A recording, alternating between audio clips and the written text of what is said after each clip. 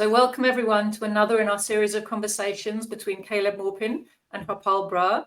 And today we're going to be talking about Pakistan.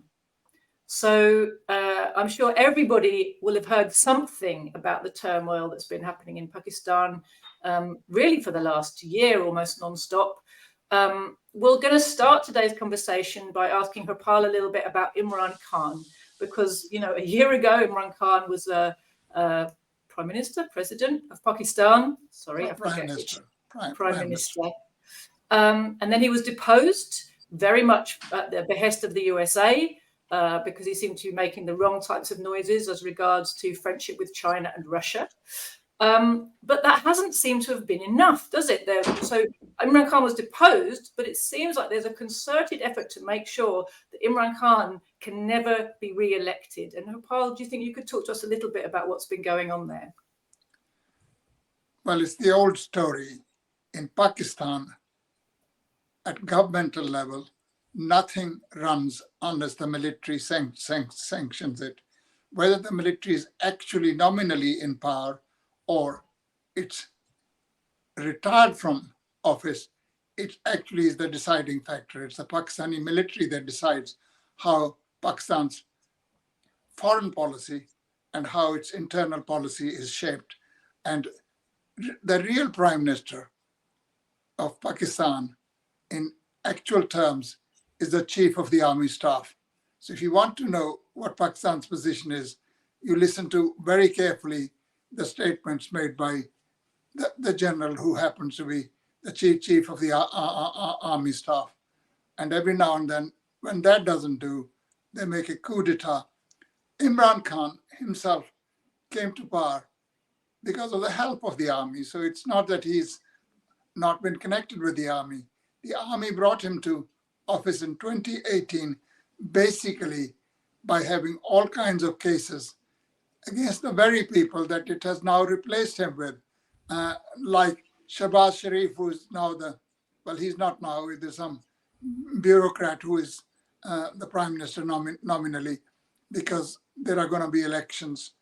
And it was Shahbaz Sharif's elder brother who was got rid of. And there were lots of corruption charges against him. He was jailed. He couldn't stand for any office for a number of years. And he then got permission to leave Pakistan on grounds of bad health.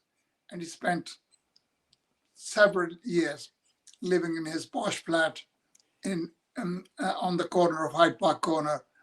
And then, as soon as Imran Khan was overthrown and Nawaz Sharif's brother became prime minister, his health suddenly improved and he went back to Pakistan. I don't know whether he's in London or Pakistan now, but that's what happens. So Imran Khan himself was brought into power by the army. How come there's been a turn of events that Pakistani army cannot stand him anymore? There are basically, the Pakistani army is in concert with the United States. And Imran Khan criticized American drone stacks and drone strikes in Pakistan. They were killing people and with targeted killing. A lot of that was done over the years. He also welcomed the Taliban victory in Afghanistan. Now, Taliban victory in Afghanistan was not just a victory for Afghanistan. It was a most humiliating defeat by the United States, which had waged war against Afghanistan for 20 years. And then, of course, he refused to condemn Russia's special military operation. And when European diplomatic representatives in Islamabad issued a statement asking Pakistan to condemn it, and Imran Khan famously said, "Are we your slaves?" Well, the answer is yes. And so, and then on top of that, on the same day that the military operation started, Imran Khan happened to be at the Kremlin, shaking hands with Vladimir Putin. Now, if that's not a red rag to a bull, you tell me what it is. And of course, Pakistan indicated it will be buying energy from Russia. All that makes annoyed the United States. And it's the United States really that instigated that Imran Khan must be removed. And it was as a result of that, that I believe it was 18th of April of last year, that the Pakistan National Assembly, by a majority of just 2, passed a no confidence motion against Imran Khan, and he was removed.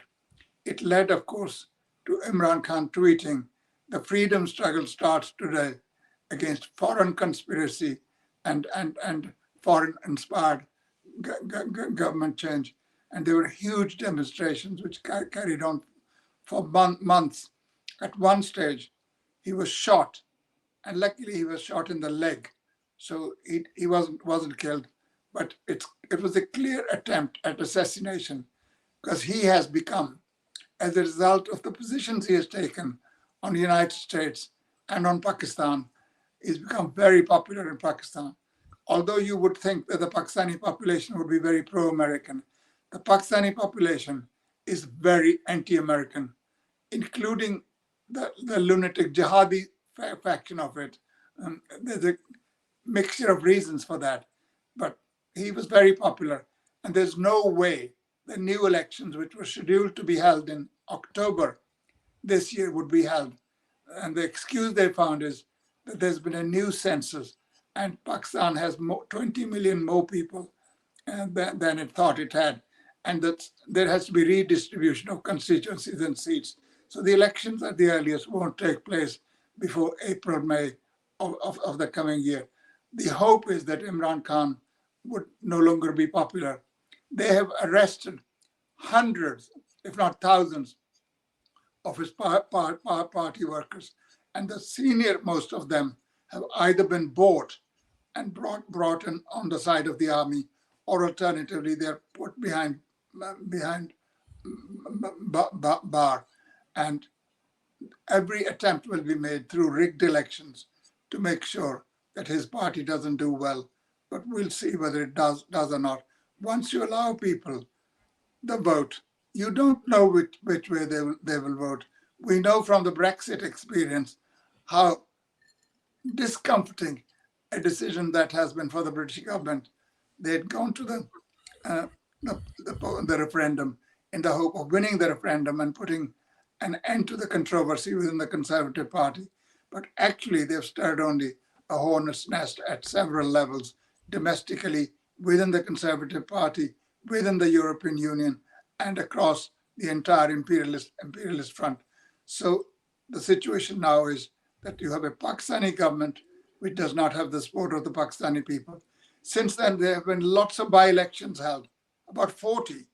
Almost all of them have been won by Imran Khan's party. So it's not a very good omen for holding elections. So that's basically the position now. Thanks, Harpal. And before I pass over to Caleb, you just reminded me that Brexit analogy I really liked. This law of unintended consequences. You know, Imran Khan, when he first became the prime minister, was not the mass popular figure that he is now. It was the coup that made him that. And it's obviously the kind of principled positions he's taken since that coup, rather than retiring gracefully into the background and saying, whoops, sorry, made a mistake. He stood up for positions which are hugely popular within Pakistan, across all sections of many sections of society, but particularly with the poor, particularly with people who are sick of Pakistan just being a football, in the games of other powers, while they remain poor, undeveloped, all the rest of it.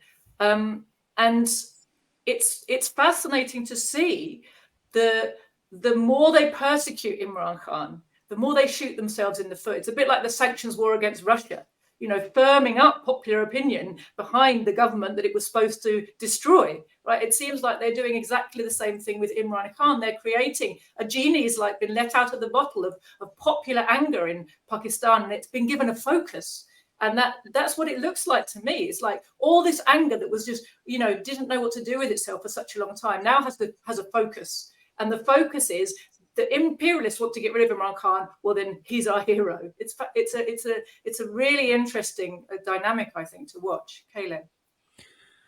Well, everything that has just been laid out about how events are going down and how Imran Khan was forced out of office, it kind of reinforces what was taught by Georgy Dimitrov and what was taught by Arpalm Dutt. Now, when they talk about divisions in the ruling class and Bonapartism amid a capitalist crisis, it appears there's a division within the Pakistani ruling class in relation to U.S. imperialism. And Imran Khan was on one side of it, and that has forced him to become even more popular with the masses of people. And he's now giving expression to anti-imperialist sentiments from all different classes in Pakistani society.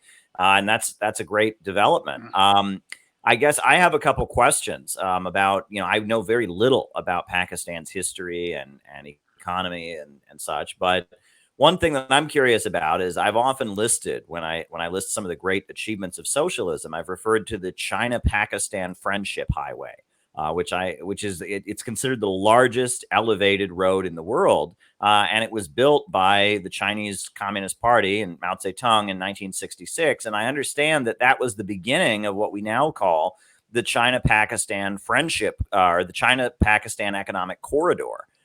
Which is a very, very important part. And if you look at a map, I mean, it's the Belt and Road, what China is doing around the world. Pakistan is a very vital part of that. So I guess I'd be curious about, the construction of the China-Pakistan Friendship Highway and the relationship that China had with what I think was kind of a right-wing military government in 1966, and the relationship that they've continued to have up to today. I'd also be curious about the legacy of Bhutto, I guess, who was the popular kind of social democratic leader who was removed by the military and executed.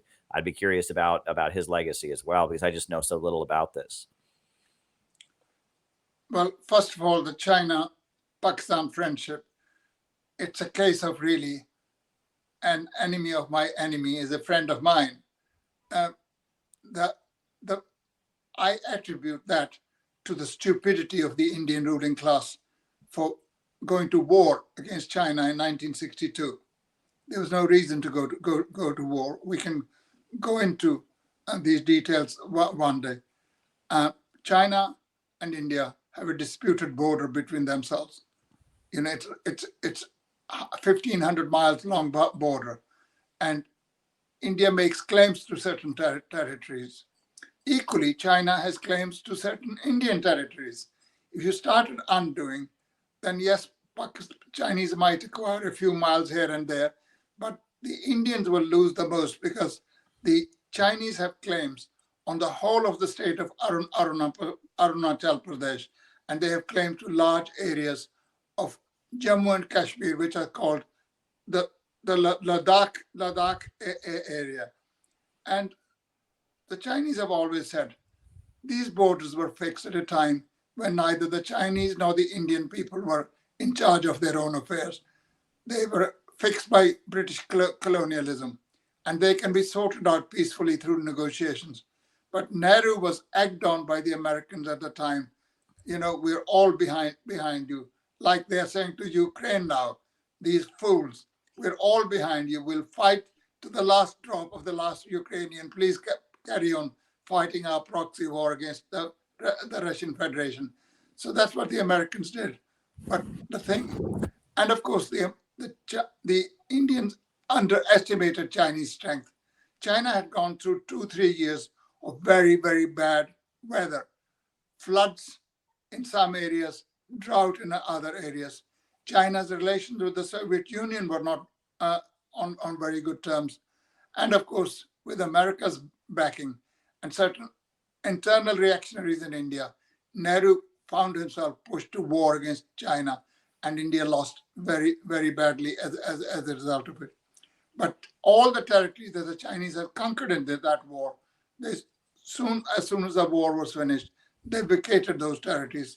First time in history that a country having won large territories actually vacates it. So it's to the credit of China that they did. So that's what happened. But then, as Soviet and Chinese relations go from bad to worse, and at one time China was very worried that the Soviet Union and America might join together to fight against China. So, and at the same time, the American ruling class wanted to disengage the two countries from each other.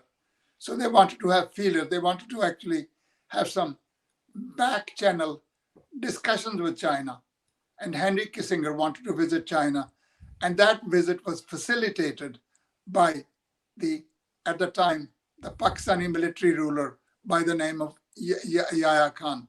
So they almost felt there was a certain way where they could actually have friendly relations with China. And then, of course, once the war in Afghanistan started, but that's much later. The Americans needed all the help that they could possibly have, but we come to that another time. So that was really the basis of China, India, and China-Pakistan friendship developing. And of course, the art of diplomacy is to have friends around. And China could not afford to choose. China couldn't say it's a military dictatorship, that it's a fundamentalist government. China couldn't do that. China had to have friends in the area. It could not allow Pakistan to just be simply a puppet for America. I mean, Pakistan has the dubious reputation of having the support of America as well as having the support of China. Now, you can work that out. You got better brains than me. But that is the situation, the complicated situation in which, well, as regards Bhutto, yes, Bhutto was a populist, but Bhutto was also a criminal. He is not what he's portrayed to be by certain Pakistani lefts. I mean, in 1965, there was a war between India and Pakistan. At that time, the ruler in Pakistan was a military ruler called General Ayub Khan. That is the first military ruler in Pakistan. He assumed power in 1958 and he carried on. And of course, the Pakistanis are also, to a certain extent, victims of their own propaganda. Pakistan exists by being viscerally anti-India. That's a part of this. This is another topic we come to in a minute. And then part of the mythology is they are against not India, but against Hindu India.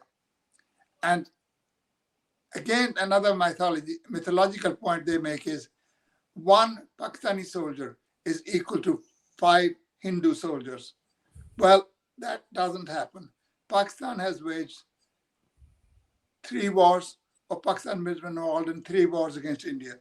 No war has actually happened that won victory for Pakistan. In fact, the worst one was in 1971, which led to the breakup of Pakistan and the separation of East Pakistan into Bangladesh. That was in 1971. And Bhutto, of course, after 1965, he was very keen to become prime minister. And he went along with everything that the Pakistani military was doing. He was sent to the United Nations to make a speech. And to the General Assembly, he announced, Pakistan will fight for 1,000 years and we will never allow Kashmir to be ruled by India. Kashmir has become an obsession in Pakistan. As long as the Kashmir issue is not solved, Pakistani ruling class finds it very difficult to have normal relations with India. But the way the situation stands, there's no way Pakistan can win this state by military means, particularly now because both sides have nuclear weapons. You're not going to lose the whole of your country in order to get Kashmir. Beautiful though it is, I've visited it, I know it's a lovely, lovely, lovely place. So Bhutto was obsessed with it. And then, of course, what happened is after the war between East and West Pakistan, which is what will bring Bhutto to power, Pakistan lost very badly. And what's more, the East Pakistanis were able to declare themselves as a separate country, Bangladesh. They did have India's help, so it's not true that they didn't get India's help. But no way could India's help alone have actually helped them to achieve separation from West Pakistan, because there was internal problems in Pakistan. I hope you will ask me a question of what was the cause of the trouble later, so that I don't spoil this narrative by mixing everything up. So Bhutto took advantage of basically the humiliation of the Pakistan army in East Pakistan, and the Yahya Khan government basically made way for Bhutto. And Bhutto, when he came, he pursued exactly the same sort of policies, except that Bhutto had to go to India and hold talks with Mrs. Indira Gandhi in a place called Simla. And they reached a Simla Accord, whereby Pakistan was literally going as a defeated power. It was going not from a position of strength. And as a result of that, Pakistani prisoners of war that had been taken by India, there were over 90,000. They were released. A number of other agreements were made. And one of them was, of course, that they will solve the Kashmir problem by peaceful means through negotiations. That was, Mrs. Gandhi could have made him to sign much more, but Bhutto said, I'll be hanged if I sign to something worse than that. So that was agreed to. And after 5 years of being there, Bhutto wasn't doing very much for the Pakistani people.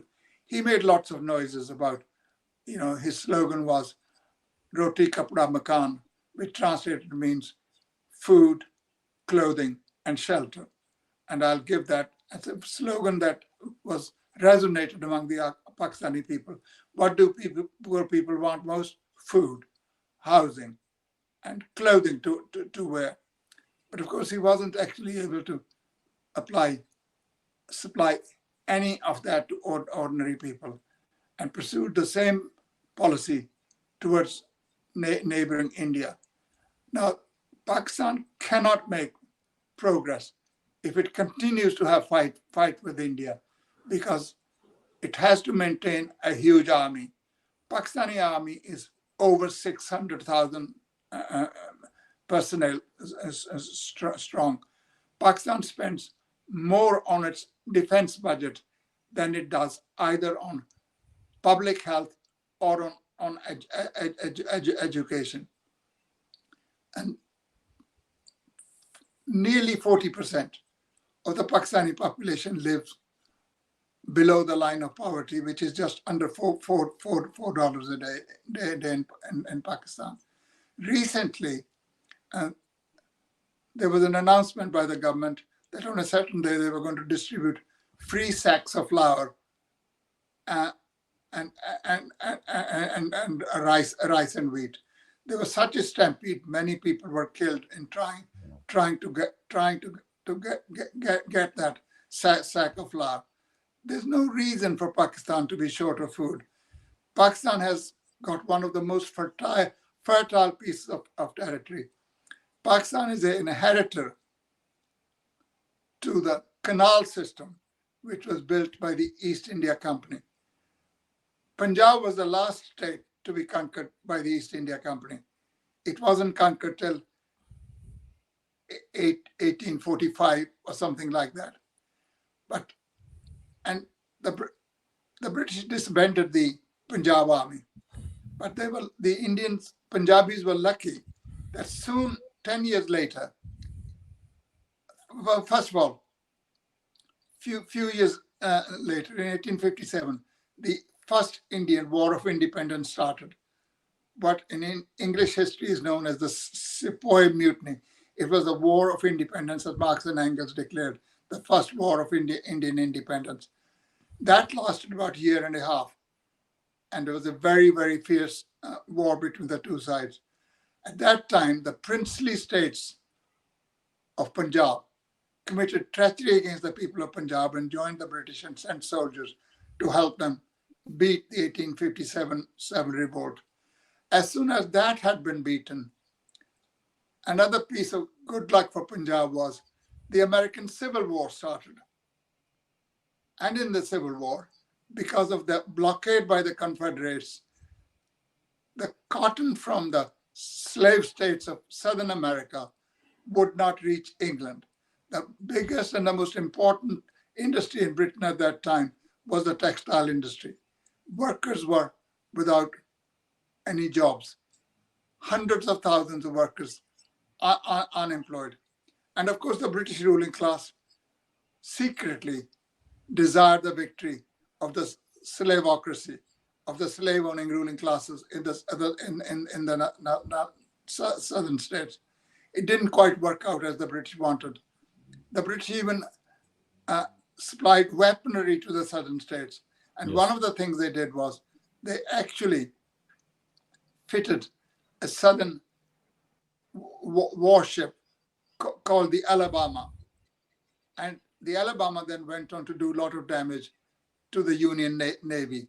And after the war, the American government brought a case before arbitration against Britain, and an award of several million, which at that time was a huge sum of money, was awarded against Britain. And a lot of people thought Britain wouldn't pay. But of course, Britain's ruling class is very cunning. It had eyes to the future. It wanted to trade with America. It wanted to make money out of America. So they paid that.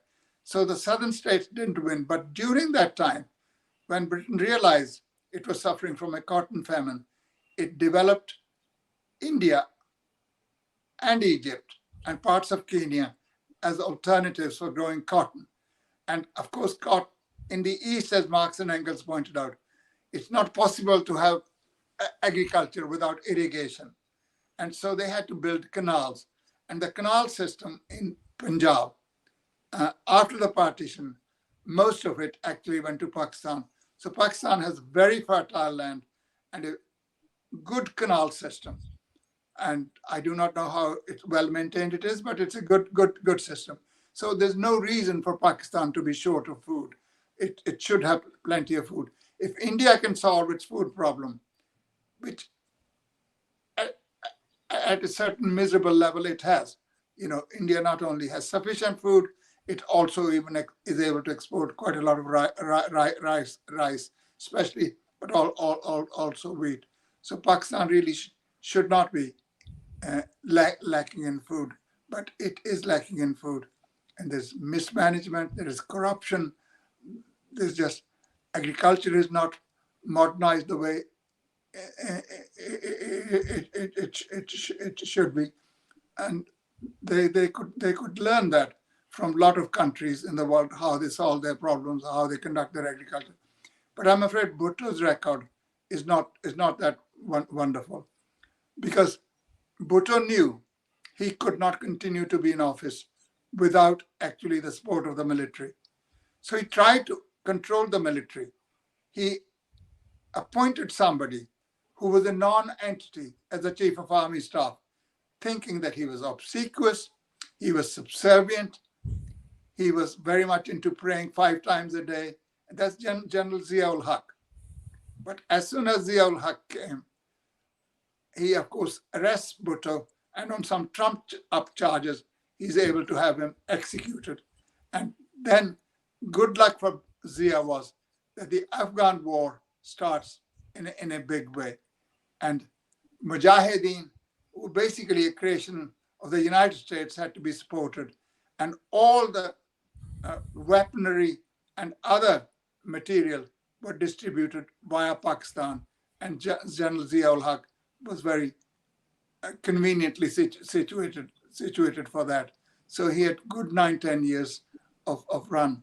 He strutted the international stage as being on the side of liberation fighters, i.e. the fundamentalists, jihadis in Afghanistan. And so that's really Bhutto's story. Thanks, Harpal. Before I come back to, I'm going to come back to you, Harpal, about the economic situation in Pakistan right now. But I just wanted to add a couple of things to what you were saying. One was, listening to you, it reminds us of where Pakistan is situated on the map, what it's next to, why it's been so crucial an ally and a pawn of the USA, and why they've always been nervous about Pakistan's relationship with China. It's interesting. One small story to highlight their antipathy towards the links with China, and also the determination not to let Pakistan have independent development, has been their approach to the building of Chinese or Chinese engineered infrastructure in Pakistan. So that corridor you were talking about, Caleb, and the recent building that's been going on there has been attacked many times. And more than that, not just and engineers who are working there have been murdered, clearly at the behest of US imperialism.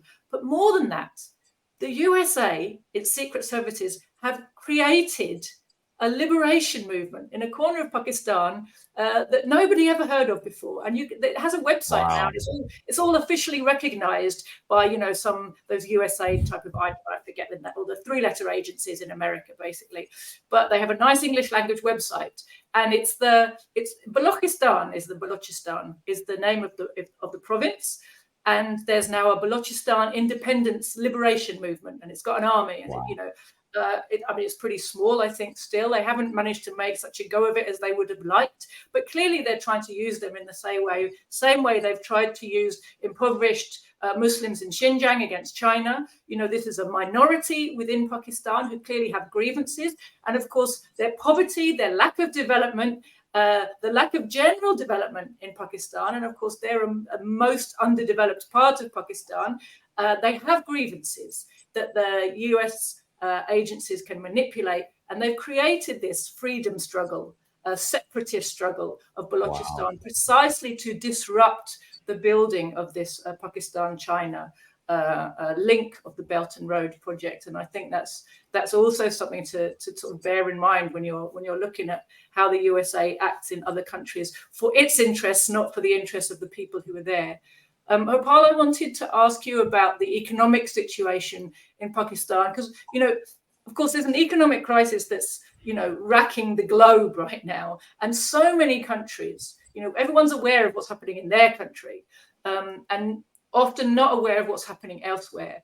But I know that Pakistan is one of the countries that's been ravaged economically particularly badly recently. It seems to me essentially that it's bankrupt. I know it's been granted, we were speaking earlier, and I know it's been granted an IMF loan, but on very harsh conditions. So can you tell us a little bit about, what's at the root of the crisis and what the IMF loan means in terms of whether it's going to ameliorate or worsen the crisis for Pakistanis? Before I come to that, I just want to make one point about Balochistan. The trouble is, the average bourgeois all over the world does not understand either the nature or the significance of the national question, right? Pakistanis have deluded themselves ever since the state was formed by saying, we're Muslims, we're one nation. Well, on that basis, separate Muslim states all over the world just will not exist. A nation is not formed by religion. Religion plays very little part in the formation of a nation. I personally feel every one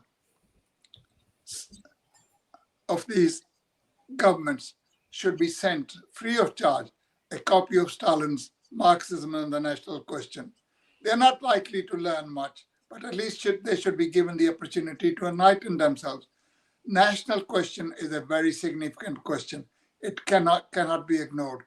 And failure to understand that is what led to the breakup of Pakistan, and that could actually result in the further breakup of Balochistan from Pakistan. Yes, American imperialism is poking its fingers into every other person's pie, if you like.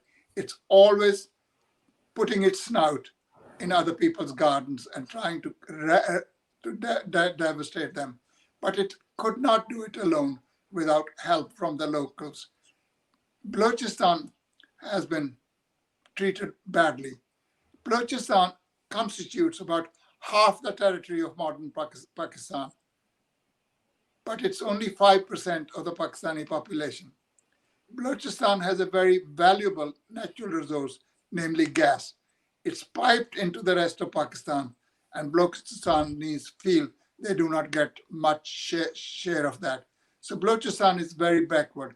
So Pakistani could easily afford to give tremendous economic help to Balochistan to make life bearable, and therefore not leave any grievances to be exploited by US imperialism. So, and of course, Balochistan, the whole of Pakistan, but especially Balochistan, is very, very useful. It's not that far from the Middle East, and it's very important to control Balochistan. He who controls Balochistan is able to control all those waterways that go past it. So I hope that the Pakistanis are able to actually solve their problem internally without calling America's sage advice as to how to solve this problem. So that's the question of Balochistan. Now coming to the economic problems. Pakistan's economy is not in very good shape. Pakistani currency is in free fall. There are about 300 rupees to a dollar presently. And about 38% of the population of Pakistan lives below the poverty line. Although literacy in the last 20 years has improved considerably, still at the moment, the rate of literacy is about 58%. It's disgusting that there should be a single illiterate person, either in India or Pakistan, 75 years after liberation. You look at socialist countries, the old Soviet Union and China or Vietnam, within 10 years of these communist governments taking over, the questions of literacy and public health were solved very, very swiftly indeed. And it just shows the priorities these governments have. Because in Pakistan's case, after Pakistan has spent money on its defense budget, on its armed forces, and after it has paid interest on its foreign debt, not much is left for development and for expenditure on health, education, social services, etc. So the development in Pakistan before the separation of East Pakistan took place on the basis that the jute, which was a big foreign currency, and nobody uses jute these days, and now, what do you call it? Plastics have taken over from jute. All the jute was grown in East Pakistan, but the foreign currency that was learned went into the treasury and was used for the development of West Pakistan. That was one of the big grudges that East Pakistanis, or Bengalis, if you like, because half the Bengalis are in India and half are in Bangladesh now, and they were in East Pakistan first. And then the second grudge was, again, the national question. Pakistani ruling class could never understand the feelings of people towards their mother tongue. Soon after the formation of Pakistan, Jinnah went to Dhaka University and gave a lecture. And he said, from now on, Urdu is going to be your national language. That is what you will speak. Well, that was like a red road to the bulls. Bengalis, more than any other people on the Indian subcontinent, love their language.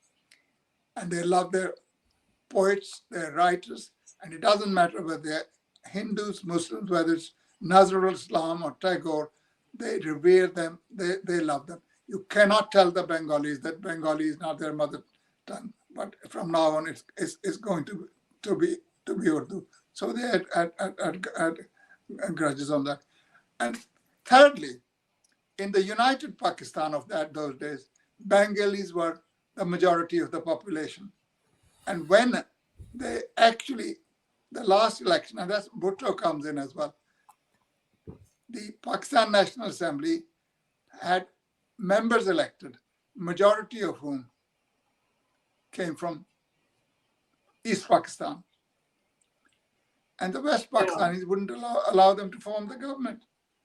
Well, can you just imagine in your country that somebody wins the presidential election and is not allowed to enter the White House? I won't intrude into private grief because that's also the subject of dispute in America now.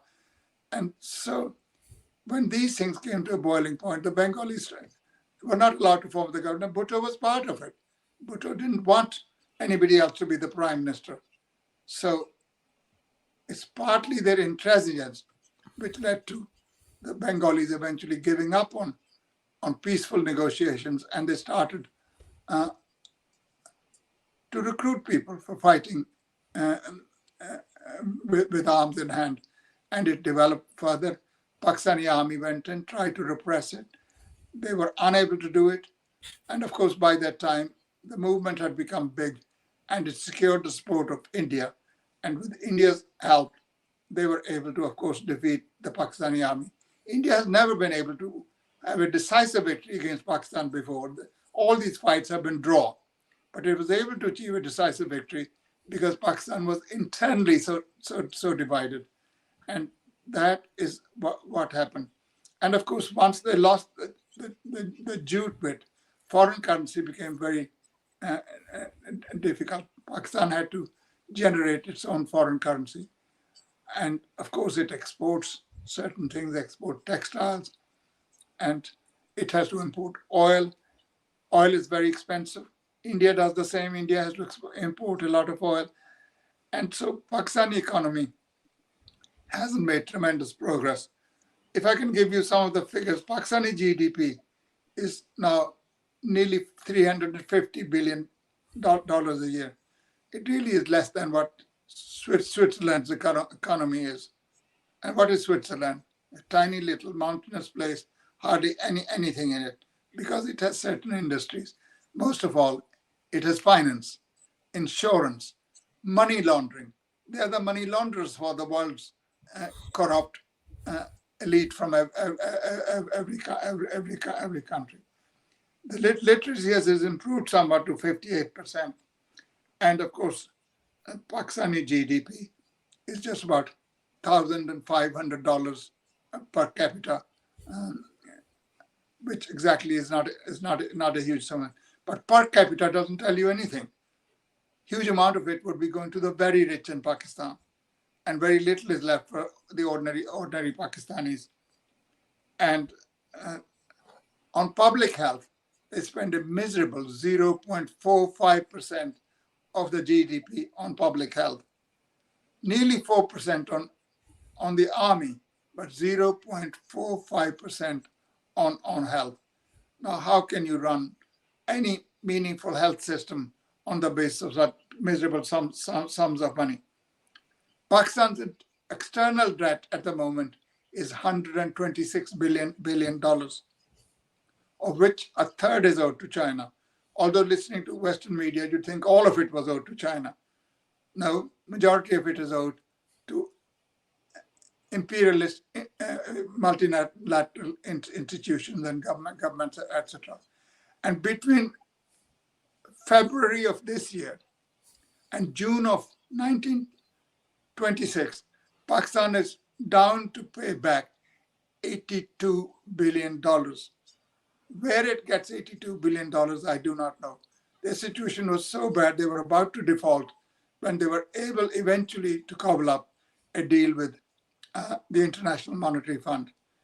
And Pakistani Assembly could not pass the budget because the IMF would not agree to that budget unless the conditions laid down by IMF were met, namely subsidies on fuel, food, and cooking oil were actually taken away. Now, these are very important items for the ordinary person in any country, but especially in Pakistan. So the budget could not be passed till the IMF had agreed on the terms. So it's not Pakistani National Assembly that's in charge of Pakistani budget. It's the IMF, and indirectly it's the imperialist countries, especially America, which is the largest shareholder in the present arrangement in the IMF.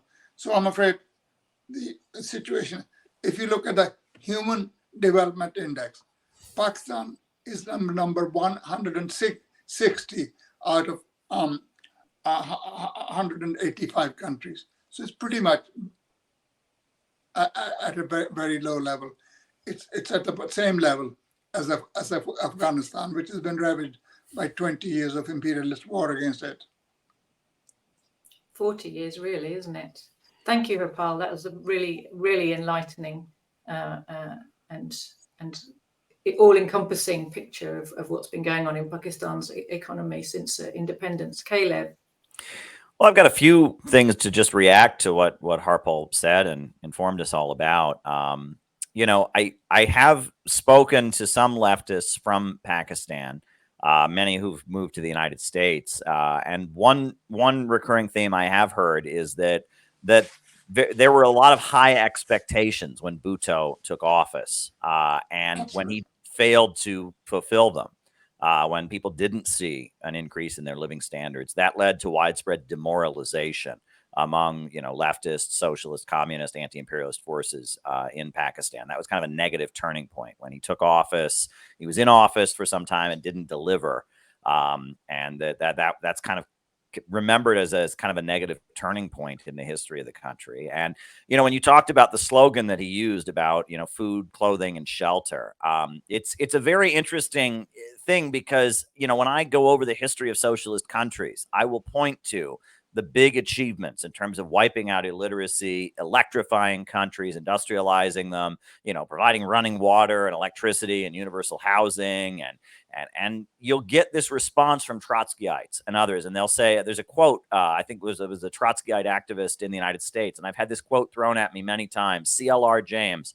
He says, well, human beings are not hogs and sheep, as if it is such a snide middle class dismissing of really dramatic improvements in people's living standards that we've seen in China, in the Soviet Union, and in Cuba, and in other countries that have moved towards socialism and had socialist revolutions. And because these middle class intellectuals they just can't relate to how important these things are, and they just dismiss it like, oh, they're worried about, you know, some vision of pure egalitarian socialist democracy. The idea of food and clothing and shelter, it just doesn't matter to people, right? And Michael Parenti has also, you know, pointed this out about Trotskyites, as they have this kind of lack of interest in improving people's material conditions. You know, they glorify the early years of the Bolshevik Revolution because they consider it to have been more pure in the 1920s.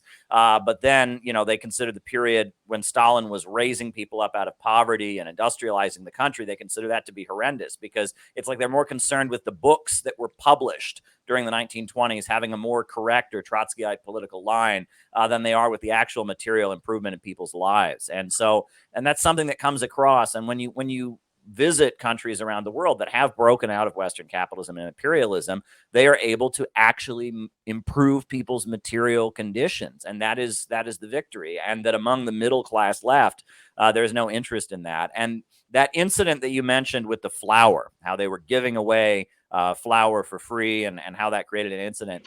That reminds me of something that happened in the United States in the early 1970s. That's an incident that was very telling. You know, the USA had a much stronger economy back in the early 1970s. There was, you know, it was the post-World War II economic expansion. It still happened. There was still a strong, you know, industrial middle class or industrial working class that was well paid. And there was an incident that happened where there was one of these ultra-leftist groups that were calling themselves Maoists, the Symbionese Liberation Army. And they kidnapped Patty Hearst, who was the daughter of William Randolph Hearst, the billionaire, right? They kidnapped her, and they were demanding all kinds of different things for ransom. One of the things they demanded was that $2 million of free food be distributed to low-income people in Oakland, California. That was one of their demands. You know, they had this billionaire heiress. They kidnapped her. They wanted her to just, you know, they wanted this free food to be distributed. And the mainstream media in the United States whipped up a hysteria, basically saying that if you went and got any of this free food, you were a very bad person. You know, Ronald Reagan was quoted as saying that, you know, that he hoped there would be an outbreak of botulism the people who got this food would all die. And it was like there was just this huge campaign: do not go and get any of this free food. And yet, when it came time that this $2 million worth of free food was distributed, there were lines of thousands and thousands and thousands of people who lined up to get that free food, showing that even at the height of the United States, even when its economy was quite strong, there were still a lot of hungry people that didn't care. If mainstream media was telling them they were bad people for getting free food, they didn't care. And that, thousands and thousands of people lined up to get food, that had the manifesto of this ultra-leftist group stapled to it, the Symbionese Liberation Army. And the police in Oakland, California, were so angry to see all these thousands of people getting free food, they started picking up frozen turkeys and throwing them at people. And there was like a riot that broke out. It's a really wild story you look at. And it shows how, things like this, again, people want to dismiss them. But they are very, very important. And that imperialism, they tell us they're developing the world. But, Pakistan is a country that's been part of the global capitalist system for years. And as you pointed out, there are big sections of the country that remain chronically underdeveloped, that don't have running water, that don't have electricity, that people are living in extreme conditions of poverty. And the imperialists, that is not part of their agenda. That's not one of their concerns. They're concerned with maximizing their profits. And then they see China come into Pakistan and start to negotiate and build, and construct in the China-Pakistan economic corridor, and they flip out. And it's almost like they have the same playbook in every country. They suddenly foment a separatist movement here. I understand they've been fomenting, Islamist attacks on China in the name of, China being, not in line with Islam or something. So they've fomented some of these Islamist groups to carry out terrorist attacks against Chinese businesses, etc. And the imperialists have the exact same playbook everywhere they go, which is they see development, they see, socialism and anti-imperialism, they see a rise in economic development, and so they foment unrest and discord to try and put a stop to it. And now we have a popular president, Imran Khan, not a socialist, not a communist, but he came to office and he wasn't a stooge of the imperialists. And so they've railroaded him out of office. They even put him in jail temporarily. I understand he's been released, but arrested again. Arrested again. I mean, there you go. It's every week. Yeah. Well, just coming back, Gopal, to you. I mean, Caleb sort of touched briefly on it there, but really this imperialist desire to dominate, this strategy of divide and conquer, right? Keep people divided so you can stay on top. That's really at the basis of the whole story of Pakistan, isn't it? Well, you see, first of all, the basis of Pakistan is nothing other than religion. Religion cannot be the basis of division of a country. Otherwise, every country would have a Catholic state and a Protestant state. Every country would have something equally ridiculous. Pakistan rests on three things. One is being Islamist, and that requires them to have very close connection with the mosque. Secondly, Pakistan has to be anti-India, and it is.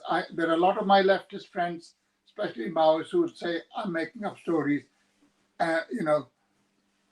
Pakistan's raison d'etre is being anti-India. The moment they become friendly with India, they will not exist any more than if the Zionists become very friendly and pally with the Palestinians. The very basis for the existence of a theocratic Zionist state just simply will not exist. So because they have to be anti-India, they have to depend a lot on the army. So the army is very strong. Now the army needs to be supported. It needs weapons, it needs money. And where does it get from? From imperialism. So this is the tripod on which Pakistan stands. And it really, the whole thing contradicts itself. The mullahs are not exactly the agents of enlightenment. They are not the followers of the 18th century writers of the coming French Revolution at that time. They live in times 800 years ago. And because the Pakistani army rules, Pakistani army usually overthrows the government by saying either the government is corrupt, which actually is a bit rich because Pakistani army itself is very, very, very corrupt. It runs a lot of businesses. There's not a Pakistani city of any size, the environments of which have not been simply parceled out, so many thousand yards, so much, depending on your rank, whether you're a general or a colonel, to army personnel above the rank of captain. So all this land has been given free to them, because land in urban centers in India is literally as expensive as in the urban centers in the centers of imperialism. So Pakistani army is dependent upon America on the one hand and the fundamentalists on the other. Pakistani people don't vote for the army. The army does not have popular support. You may get the impression it has. Pakistani army does not have popular support. The army, the parties that it supports are religious parties like the Jamaat-e-Islami, and their power basically is to harangue in the mosques and be able to not deliver at the ballot box, but actually bring tens of thousands of people into the streets to intimidate civilian governments. So the Pakistani army can say, this is what the people want, and we're taking over in their name. They have good relations with each other. So the tragedy of Pakistan is that it is formed on the basis of religion. It has to rely on the mosque as a result of it because it doesn't have popular support. Pakistani prime ministers who are religious and fundamentalists themselves, including Bhutto, they can drink a bottle of Scotch whiskey, the best type, single malt, just as some of us do in Britain, but they're still fundamentalists in their ideology. There's a good story, and it's a real one. When Mujibur Rahman, who was the leader of the East Pakistanis, before the separation of East Pakistan, he was taken by the army. An army in Pakistan is basically a West Pakistani army. It's an army mainly based upon Punjabis and to a certain extent from the northwest frontier. It's not Sindhi army, it's not Balochi army, it's basically a Punjabi army. He was brought to there, and of course, Yahya is from the old Indian army tradition. He has gone through the Indian military messes, and of course, you could not become an officer in the army without drinking good whiskey. So he's got a glass of whiskey in his hand, and he says to Mujibur Rahman, "You must understand, Mujibur. You have to safeguard the honor of Islam."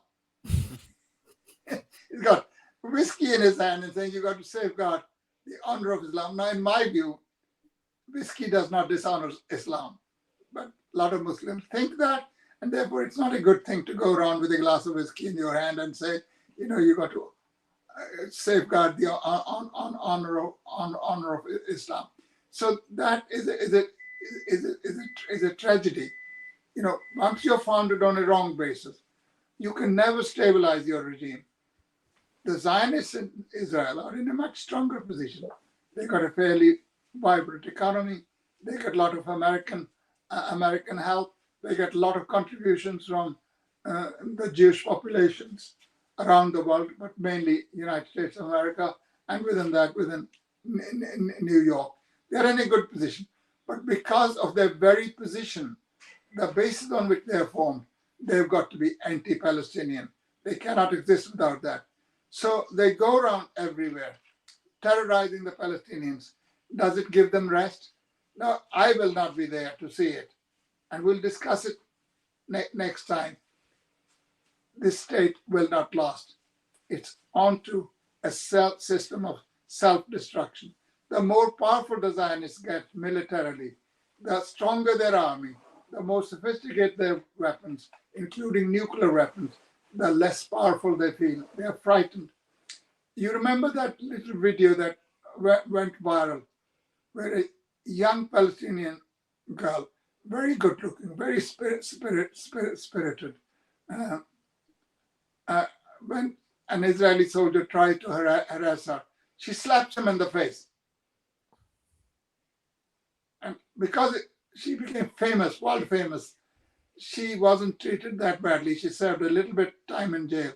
And she's interviewed. She said, I'm not frightened of anybody. I'm not victim. I don't feel myself a victim. It is you lot who are victims, where 15-year-old boys are trained to go with a gun. Otherwise, they're not safe without the gun. I'm a freedom fighter. I'm not a victim. No, that is the spirit these people have. You can never beat them. You can have all the weaponry you like. But in the end, at night, you got to come and sleep in your home and you got to walk on Mother Earth. And there's no basis for that. And that's what happened to Pakistan. The separation from India was supposed to solve the religious question. Well, Pakistan now says it's got 240 million. I don't know whether it has. Let's say it has 220. Well, India has 220 million as well. Not everybody went to Pakistan. In fact, the areas, the Urdu-speaking areas from central India, from Lucknow, Allahabad, they were the most vociferous and were the most instrumental in the formation of Pakistan. But when Pakistan was formed, did they go to Pakistan? No, they didn't. They stayed in India. Quite rightly, India is their country. That's where they should. Nobody should have moved. They should have stayed wherever they were. And as a result of movement, there were religious riots. Anywhere between 1 to 2 million people were butchered, done to death. And so this hasn't really not only done good to India, it hasn't done good to Pakistan. A state formed on that basis.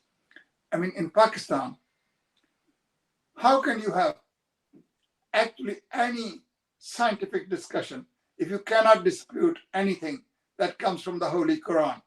It would be like saying, well, you can't say the earth moves around the sun because the Bible says the other way around, that the sun moves around the earth. And you know that in Europe, there was persecution of people who said that. And you only know of one case, that's Galileo. How many Galileos kept their mouths shut because they didn't want to be harassed and tortured by the Catholic Church? You cannot have a discussion. So you have people in schools teaching you basic science, and they say you take 2 molecules of hydrogen, 1 of oxygen, and God willing, it'll turn into water, right? Now, God's got nothing to do with it. But of course, it actually is something that acts as a hindrance to the development of science. The fact that some science is able to develop, the fact that Pakistan is able to manufacture nuclear weapons, I think it's, to me, a great eloquent tribute to truth and science, that it will overcome all the obstacles and actually work its way, even if they have got to go to the mosque every day and pray, and then they come back and do their scientific work. So Pakistan has got to change its mindset to actually progress beyond. It's got to break its connection. The ruling class has to break its connection with military dominance. It's got to break its connection with the mosque, and above all, it's got to break its connection with US imperialism. Without that, it will flounder and be moving from pillar to post without finding any solution. You can change any number of governments, but they won't make for any progress. Fantastic. Thank you, Harpal. Now, I really wanted to talk about BRICS and how that changes things between Pakistan, India, China, and everything else in the region. But I feel like we've been probably going too long. So we're going to have to do a dedicated episode on BRICS because it has many ramifications, many parts of the world, not only in this one. So before we go, I'll just hand over to Caleb for a closing word. I'm good. Very educational, and I look forward to our next conversation. It may be educational for you too, but I'll be slaughtered by both Indians and Pakistanis, because everything I have said, they'll violently disagree. Some will call me as pro-India, some will call me as anti-Pakistan, but I've learned to live with this kind of slur. Well, let me tell you, just as a final remark then, following that, from my perspective, which of course has been highly coloured by listening to my father all my life, the worst thing that ever happened to the subcontinent was partition. Not only was it a horrific, brutal tragedy, crime at the time it happened, but neither India nor Pakistan have ever recovered. They've never had the place in the world they could have or should have done. And the abolition of the partition of the subcontinent is something that I look forward to and hope I live to see. Very good.